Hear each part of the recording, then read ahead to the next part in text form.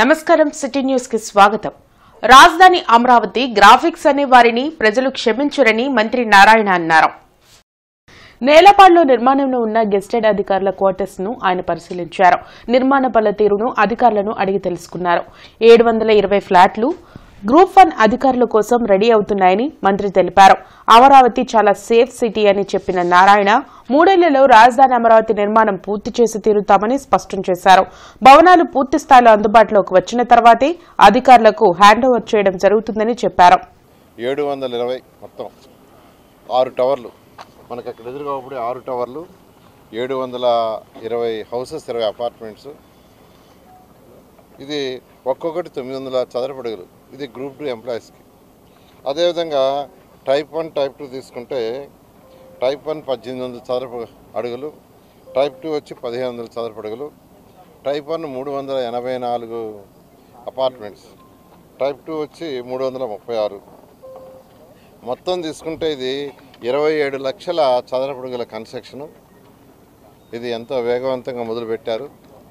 వర్షాల సీజను అయిపోతే ఇప్పుడు తీసుకుంటే ఆల్మోస్ట్ స్లాబ్స్ అయితే ఆల్మోస్ట్ అయిపోయినాయి. ఇంకా కొద్దిగా 1 ఫ్లోర్ బ్యాలెన్స్ ఉంది. అవి కూడా వాళ్ళు ఇప్పుడు చెప్పడం ఏంటంటే నవంబర్ అంటే సెప్టెంబర్లో ఉన్నాం, అక్టోబర్ నవంబర్కి ఆ పైన బ్యాలెన్స్ స్లాబ్స్ కూడా పూర్తి చేస్తామని ఆ కన్సర్న్ ఏజెన్సీ చెప్పడం జరిగింది. అయితే అన్నీ పూర్తయితే తప్ప ఇక్కడికి అధికారులని ఇన్వైట్ చేయము. ఎందుకంటే అన్నీ పూర్తి చేసి club house, road, water, sewerage plants ఇవన్నీ కూడా కంప్లీట్ చేసి చేయడం జరుగుతుంది. నేను అందరికీ ఒకటే చెప్పేది, అమరావతి క్యాపిటల్ సిటీలో ఏదైతే 360 కిలోమీటర్ల రోడ్డు కావచ్చు, ట్రంక్ రోడ్స్, అదేవిధంగా 1500 లేఅవుట్ రోడ్స్ కావచ్చు, అదేవిధంగా అధికారులకు 4000 భవనాలు కావచ్చు, ఐకానిక్ టవర్స్ కావచ్చు, అసెంబ్లీ హైకోర్టు కావచ్చు, అన్ని పనులు ఎంతో వేగవంతంగా జరుగుతున్నాయి. ఇంటర్నెట్ చరిత్రలో సంచలనం సిటీ బ్రాడ్బ్యాండ్. ఇప్పుడు ఇంటింటికి ఇంటర్నెట్, సిటీ నుంచి గ్రామం వరకు అదే స్పీడ్. మీరు ఈ రోజే సిటీ బ్రాడ్బ్యాండ్ కుటుంబంలో చేరండి. నిరుద్యోగ యువతకు నైపుణ్య శిక్షణపై కరపత్రాలను ఎమ్మెల్సీ ఆలపాటి రాజేంద్ర ప్రసాద్, ఎమ్మెల్యే నక్కా ఆనందబాబు, మాజీ ఎమ్మెల్సీలు అశోక్ బాబు, రామకృష్ణులు ఆవిష్కరించారు. లక్ష్మీపురంలోని ఎమ్మెల్సీ కార్యాలయంలో ఏర్పాటు చేసిన మీడియా సమావేశంలో ఎమ్మెల్సీ ఆలపాటి రాజా, మాజీ ఎమ్మెల్సీలు అశోక్ బాబు, రామకృష్ణ మాట్లాడారు. కేంద్ర ప్రభుత్వం ఏటా 2.5 లక్షల ఉద్యోగాలు భర్తీ చేస్తుందని చెప్పారు. కానీ సరైన శిక్షణ లేకపోవడంతో మన యువత కేంద్ర ప్రభుత్వ ఉద్యోగాలు సాధించడం లేదన్నారు. అందుకే నిరుద్యోగ యువతకు కేంద్ర ఉద్యోగాలకు సంబంధించి నైపుణ్య శిక్షణ ఇవ్వాలని నిర్ణయం తీసుకున్నామని చెప్పారు. అర్హత పరీక్ష నిర్వహించి మార్కుల ఆధారంగా లక్ష్మీపురంలోని ఎన్ఆర్ఐ ఆవరణలో ఉచిత శిక్షణ ఇస్తామన్నారు. ఇంటర్ అర్హత, డిగ్రీ అర్హత ఉన్న వారికి వేరువేరుగా 6 నెలల పాటు శిక్షణ ఇవ్వడం జరుగుతుందని తెలిపారు. ప్రస్తుతం ఉమ్మడి గుంటూరు జిల్లా వారికి సంబంధించి శిక్షణ ఉంటుందన్నారు. ఈ కార్యక్రమంలో బ్రాహ్మణ కార్పొరేషన్ చైర్మన్ బుచ్చి రాంప్రసాద్ తదితరులు పాల్గొన్నారు. డిగ్రీ చదువుకున్న వాళ్ళు ఇంటర్మీడియట్ క్వాలిఫై ఉండి ఇంటర్మీడియట్కి ఏదైతే జాబ్స్ పడ్డాయో ఆ ప్యాటర్న్లో కింద నుంచి పైకి వెళ్ళచ్చు, పైనుంచి కిందకి రావచ్చు. ఎక్కువ అవకాశాలు ఉంటాయి. ఎవరైతే ట్రైన్ అయి ఉన్నారో వాళ్ళకి ఈ జాబ్ కాకపోతే ఇంకో జాబ్, ఇంకో జాబ్ కాకపోతే ఇంకో జాబ్, ఆ ప్యాటర్న్లో జాబ్ ఏదో ఒకటి క్యాచ్ చేయడానికి అవకాశం ఉంటుంది. వీళ్ళన్నిటి మీద అధ్యయనం చేసిన తర్వాత ఇది ఎందుకు ఈ కాన్సెప్ట్ని అడాప్ట్ చేసుకొని దీన్ని ప్రజల్లోకి ఎందుకు తీసుకెళ్ళకూడదు అని చెప్పి ఒక ఆలోచనతో ఈ యొక్క సెంటర్ని ఇక్కడ ఉచితంగా ప్రారంభించాలని చెప్పి అనుకోవటం.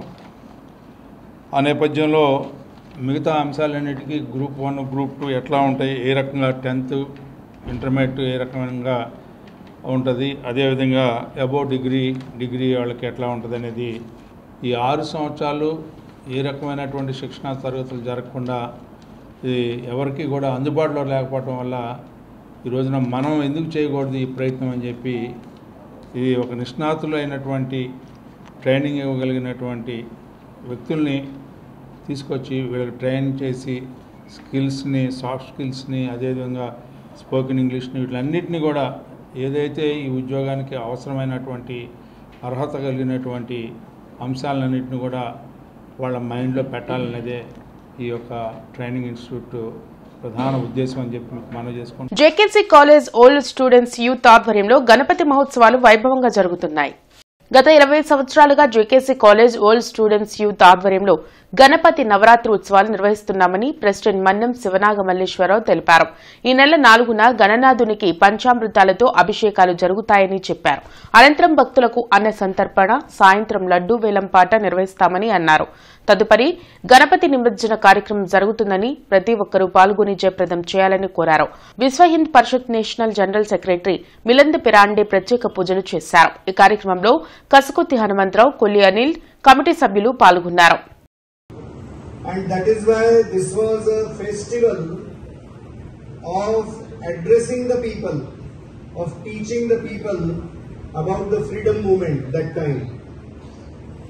And today in tradition we have got this utsav.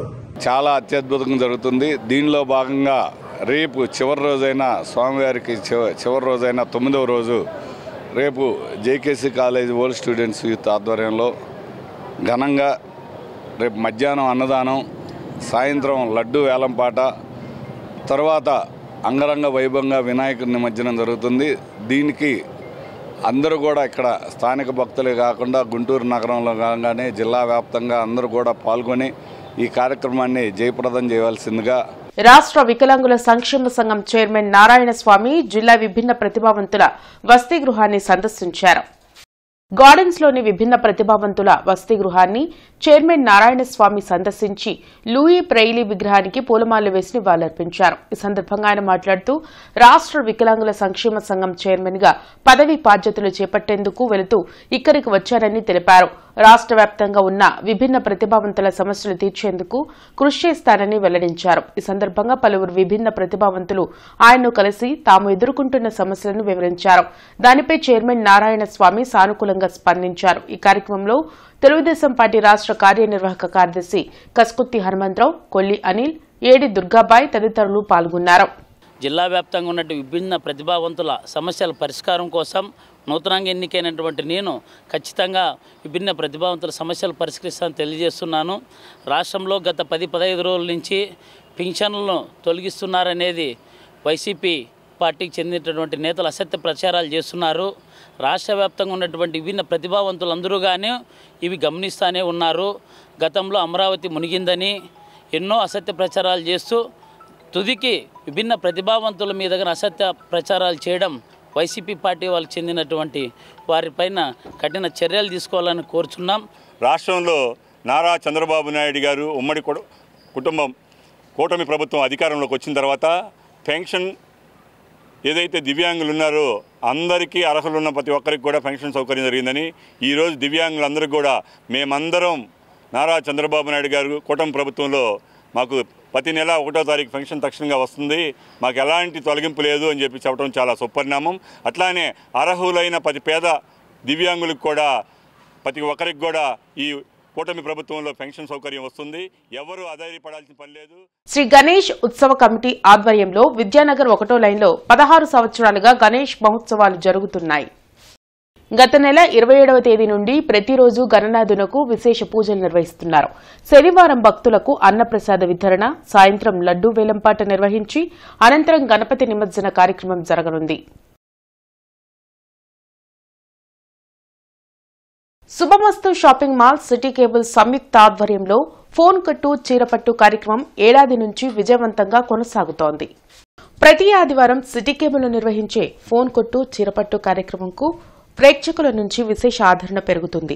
Subhamastu shopping mall, city cable సంయుక్త ఆధ్వర్యంలో నిర్వహిస్తున్న ఈ కార్యక్రమంలో విజేతలకు శుభమస్తు షాపింగ్ మాల్ చీరలను బహుమతిగా అందిస్తూ వస్తుంది.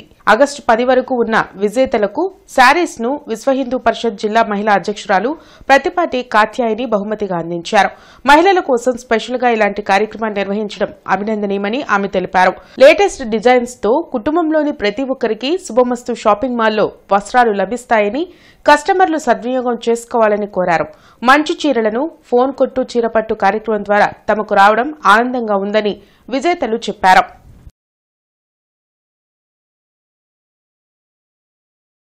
ఖర్చుకు ఓర్చుకొని కూడా కస్టమర్స్ అందరినీ కూడా వాళ్ళ సొంత అక్క చెల్లెళ్ళలాగా వాళ్ళు అనుకొని మీకు పసుపు కుంకాలు ప్రతి సంవత్సరం కూడా ఏర్పాటు చేశారు. ఇది చాలా గొప్ప విశేషమైన సంగతి.